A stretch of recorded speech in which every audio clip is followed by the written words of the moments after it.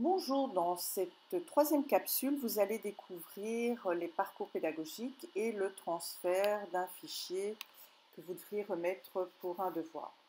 Alors ici, on va voir un peu ce que peut contenir un parcours. Donc, si votre professeur a créé des parcours, vous voyez les différents parcours créés. Et quand on va dans un parcours, vous voyez la liste des choses que vous devez faire.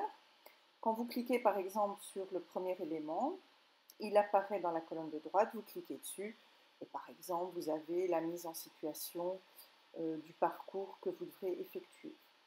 Puis là par exemple c'est un devoir à réaliser, donc vous avez les instructions pour le devoir qui sont indiquées et puis une pièce jointe par exemple que vous devez compléter. Dans ce cas-ci c'est un document à compléter euh, pour le devoir demandé. Vous voyez que le document s'ouvre dans le programme dans lequel il a été créé. Il ne vous reste plus qu'à le compléter et puis à le transférer à votre professeur.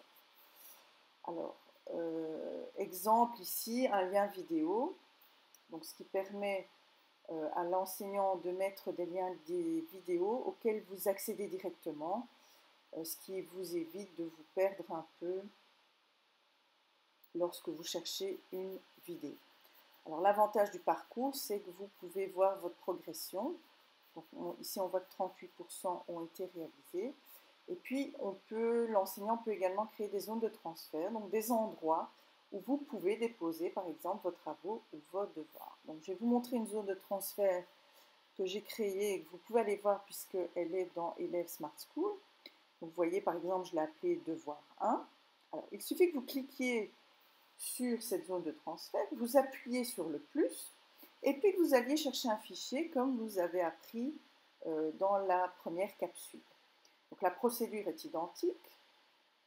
On fait choisir un fichier, on va sélectionner le ou les fichiers désirés, on clique sur Ouvrir, Téléverser. Alors vous allez voir que le nom de votre fichier apparaît dans la colonne de droite. Vous pouvez ajouter une petite description pour l'enseignant. Par exemple, voici mon travail. Vous pouvez mettre des détails, etc. Et puis vous cliquez. Voilà, le fichier apparaît à cet endroit. Et puis il vous reste à cliquer sur Remettre. Et quand vous avez cliqué sur Remettre, votre nom apparaît en dessous de la zone de transfert, donc du côté gauche.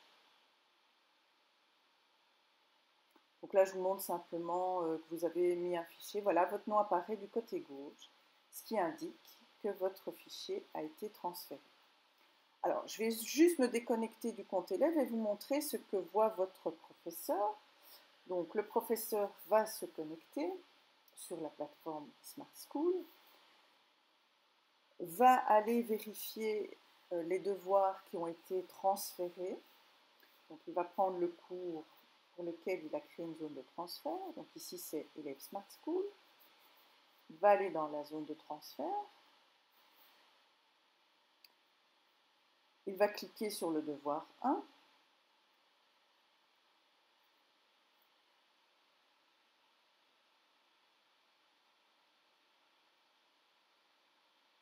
Voilà, va apparaître la liste des élèves qui ont déposé un devoir. Bon, ici, on a un seul. Et lui va cliquer sur Télécharger. Et il va recevoir un fichier zippé, donc compressé. Et quand il va l'ouvrir, pour chaque élève, un dossier va être créé au nom de l'élève qui contient le ou les fichiers que vous avez transférés.